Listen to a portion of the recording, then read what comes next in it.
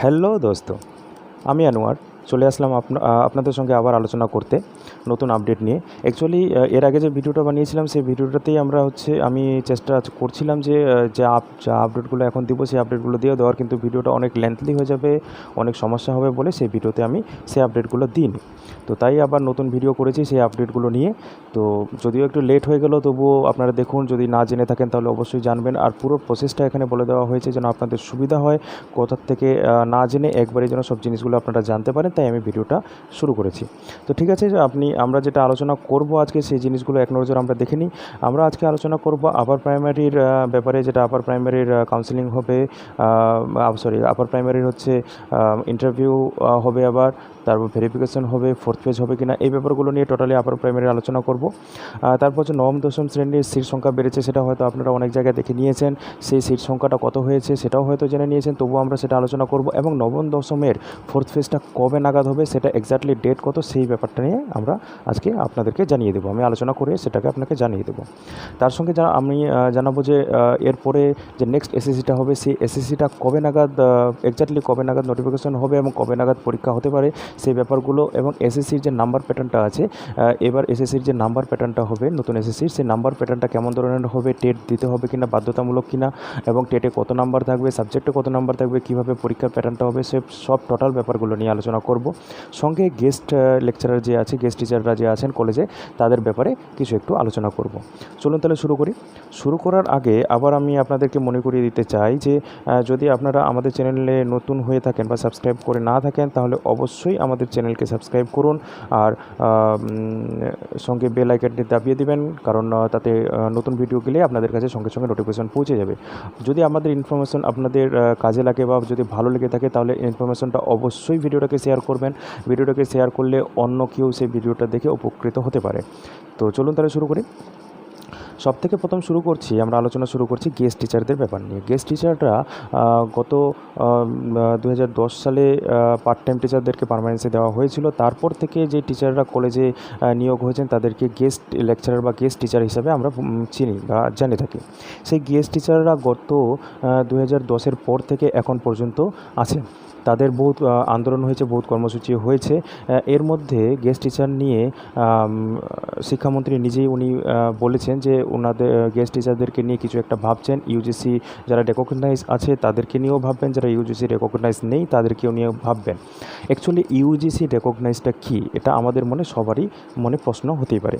UGC রেকগনাইজটা হচ্ছে এমএতে minimum 55% mark থাকতে হবে, এটাই হচ্ছে ইউজিসি রেকগনাইজড। অনেকে মনে করেন যে নেট সেট বা পিএইচডি বা এমফিল কিছু একটা থাকতে হবে, কিন্তু এটা না। অ্যাকচুয়ালি ইউজিসি রেকগনাইজড হচ্ছে 55% মিনিমাম মাস্টার্সে লাগবেই আপনাদেরকে। তারপরে যদি নেট সেট বা পিএইচডি বা এমফিল থাকে, তাহলে ওনারা অন্য একটা পার্সোনালিটি পাবেন, ওনাদেরকে অগ্রাধিকার দেওয়া হবে। তো গেস্ট টিচারদের ব্যাপারে কি বলছেন পার্থ চট্টোপাধ্যায়? উনি বলেছেন যে গেস্ট টিচারদের যারা ইউজিসি রেকগনাইজড আছে বা ইউজিসি রেকগনাইজ যদি নাও থাকে, তাহলে তাদেরকে যে পার্ট টাইম টিচারদের করা হয়েছে যেটা, সেই ছত্রছায়ায় নিয়ে আসবে। পার্ট টাইম টিচারদের যা বেতন কাঠামো বা যা রয়েছে, সেই ছত্রছায়ায় গেস্ট টিচারদেরকে নিয়ে আসবে। এবার যাদের এমফিল, পিএইচডি, নেট বা সেট আছে বা জেআরএফ আছে, ওনাদেরকে সিএসসির মাধ্যমে যখন ইন্টারভিউ হবে তখন ওনাদেরকে অগ্রাধিকার দেওয়া হবে, কিছু একটা নাম্বার দেওয়া হবে। এক কথায় পার্ট টাইমদের মতোই গেস্ট টিচারকে করা হবে, এটি পার্থ চট্টোপাধ্যায় ক্লিয়ারলি বলে দিয়েছেন। আপনারা হয়তো খবরে দেখেছেন, যদি না দেখে থাকেন তাহলে উপরে আই বাটনে আমি লিঙ্ক দিয়ে দেবো, সেই লিঙ্কে অবশ্যই ক্লিক করে সেটা খবরটা আপনারা দেখে নিন। এই হচ্ছে কলেজে গেস্ট লেকচারারদের ব্যাপারে। তবে এটা এই মাসেই সম্ভবত উনি ডিক্লেয়ার করে দেবেন একটা জিওর মাধ্যমে। অলরেডি গেস্ট লেকচারারদেরকে নিয়োগ পদ্ধতি, যেটা নিয়োগ চলছিল যেভাবে, সেই নিয়োগটা অলরেডি বন্ধ করে দিয়েছে।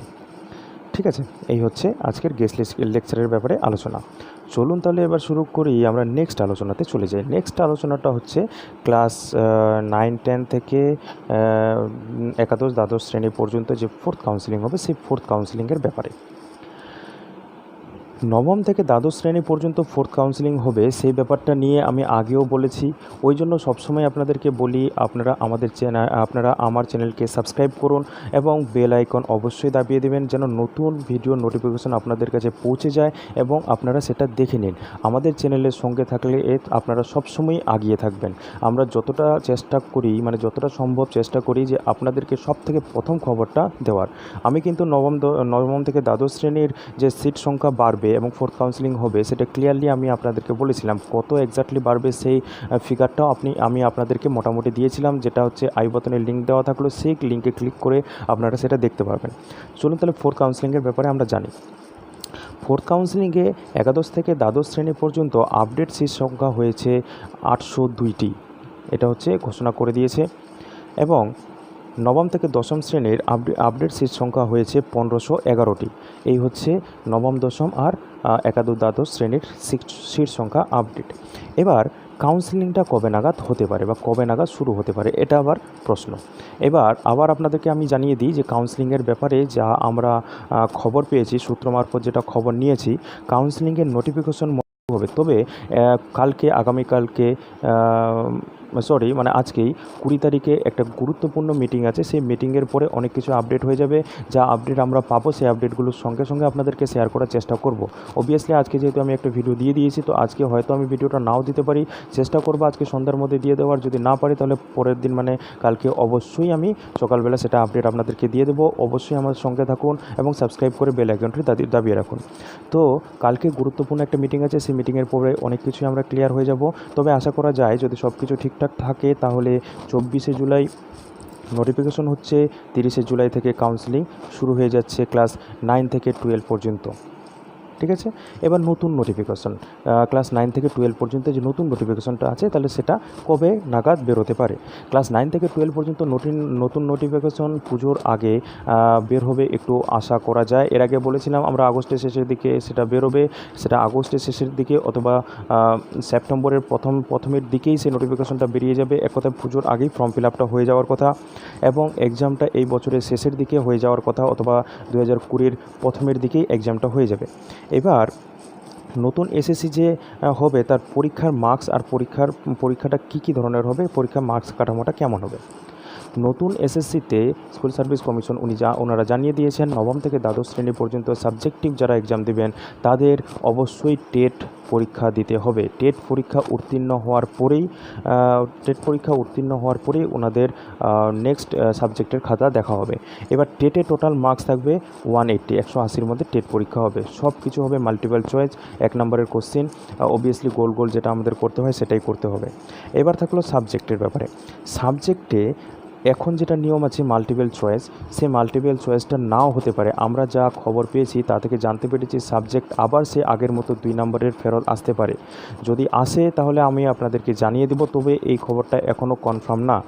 ঠিক আছে, এবার এটা বলা হচ্ছে যে একাডেমি স্কোর এর পরের বার থেকে তেমন বেশি থাকবে না। এবার যেমন একাডেমি স্কোর অনেক হাই করা হয়েছে, 50 মার্ক দেওয়া হয়েছে, তেমন একাডেমি স্কোর থাকবে না, সেটাকে কমিয়ে দেওয়া হবে। সাবজেক্ট আর টেটের উপর বেশি জোর দেওয়া হবে। আর বলা হয়েছে এটাও যে ওয়েটিং লিস্ট তৈরি করা হবে না, যা তৈরি করা হবে ফাইনাল প্যানেল তৈরি করা হবে।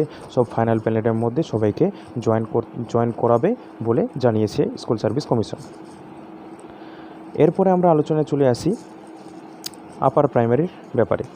আপার প্রাইমারির এখন যেটা সবথেকে বড় খবর আমাদের কাছে আসছে, সেটি হচ্ছে আপার প্রাইমারি যে কোর্ট কেসের ভেরিফিকেশন ছিল, যেটা বলা হয়েছিল, আমরা আগের ভিডিওতে আলোচনা করে দিয়েছিলাম যে 30/7/2019 থেকে 31/7/2019 পর্যন্ত হওয়ার কথা ছিল। কিন্তু সেই নোটিফিকেশনটি ক্যান্সেল করে 19 তারিখে আবার একটা নতুন নোটিফিকেশন করা হয়েছে, যেখানে বলা হয়েছে 30 আর 31 তারিখের পরিবর্তে 24 তারিখ, 25 তারিখ এবং 26 তারিখে ভেরিফিকেশন প্রক্রিয়া চলবে। এই নোটিফিকেশনটা 19 তারিখে দেওয়া হয়েছে, যেটি 19 তারিখ রাত্রিবেলার থেকে আপনারা ইন্টিমেশন লেটার ডাউনলোড করতে পারবেন নিজের আইডি দিয়ে অথবা রোল নাম্বার দিয়ে, সঙ্গে ডেট অফ বার্থ ইনপুট করলেই আপনারা ইন্টিমেশন লেটারটি ডাউনলোড করে নিতে পারবেন। সেই ইন্টিমেশন লেটার ডাউনলোড করে নিয়ে আপনারা ভেরিফিকেশনে চলে যাবেন, যার যেদিন থাকবে 20 তারিখ, 24 তারিখ, 25 তারিখ এবং 26 তারিখের মধ্যে। এই হচ্ছে ভেরিফিকেশনের ব্যাপার। এবার চলে আসি upper primary 4th phase verification হবে কি হবে না। এখন অবধি যেটা আমরা খবর পাচ্ছি যে স্কুল সার্ভিস কমিশন 1:1.4 রেশিও অনুযায়ী এখনও ক্যান্ডিডেট নেই।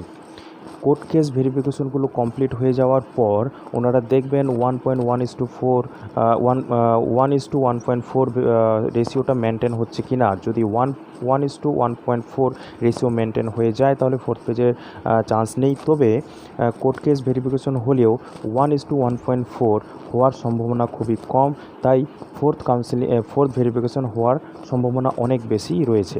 অ্যাকচুয়ালি অনেক ক্যান্ডিডেটকে ভেরিফিকেশনে ক্যান্সেল করে দেওয়া হয়েছে, যাদের ঠিকঠাক ডকুমেন্টস ছিল না বা ডকুমেন্টসের প্রবলেম রয়েছে তাদের অনেকগুলোকে ক্যান্সেল করে দেওয়া হয়েছে বলে 1:1.4 রেশিও মেনটেন হচ্ছে না। এবার কোর্ট কেসে প্রশ্ন আপনাদের আসতে পারে, কোর্ট কেসের ফলে যারা ভেরিফিকেশনে চান্স পাচ্ছেন ওনারা সবাই ইন্টারভিউতে ডাক পাবেন কি না। অ্যাকচুয়ালি ভেরিফিকেশনের সময় যদি আপনারা ঠিকঠাক কাগজ ইনপুট করতে পারেন, যদি কাগজ ঠিকঠাক থাকে আপনাদের ভেরিফিকেশন যদি ঠিক হয় তাহলে অবশ্যই ওনারা ইন্টারভিউর জন্য ডাক পাবেন। যদি কাগজ আপনাদের ঠিক না থাকে তাহলে ওনারা ইন্টারভিউর ডাক পাবেন না। এই হচ্ছে আপার প্রাইমারির ব্যাপারে। এবার মানে যদি কোনো নতুন আপডেট আমাদের কাছে এসে যায় তাহলে অবশ্যই আমি আপনাদেরকে শেয়ার করব সেই আপডেটগুলি। সর্বোপরি আমি এটুকু বলতে চাই যে আমাদের জিআই স্টাডিজ নতুন যে সামনে টেট হবে সেই টেটের একটি একাডেমি শুরু করেছে। আপনারা যদি চান তাহলে অবশ্যই আমাদের মেল আইডিতে মেল করুন।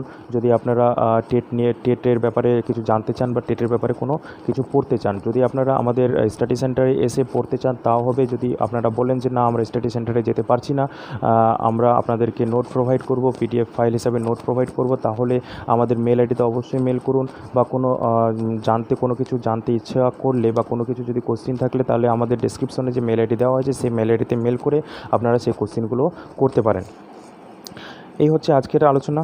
যদি আমাদের ভিডিওকে আপনার ভালো লেগে থাকে তাহলে অবশ্যই লাইক দেবেন, শেয়ার করবেন আর সাবস্ক্রাইব করতে একদমই ভুলবেন না। এভাবে আমাদের সঙ্গে থাকুন, তবে আমরা নতুন নতুন আপডেট দেবো। আমাদের সঙ্গে থাকলে এবং বেল আইকনটি দাবিয়ে রাখলে আপনারা সবসময় এগিয়ে থাকবেন। আমাদের চ্যানেল চায় যেন আপনারা সবসময় 10 পা এগিয়ে থাকেন। আজকের জন্য এটুকুই। টাটা, বাই বাই, ভালো থাকবেন, নিজের খেয়াল রাখবেন। জয় হিন্দ, বন্দে মাতরম।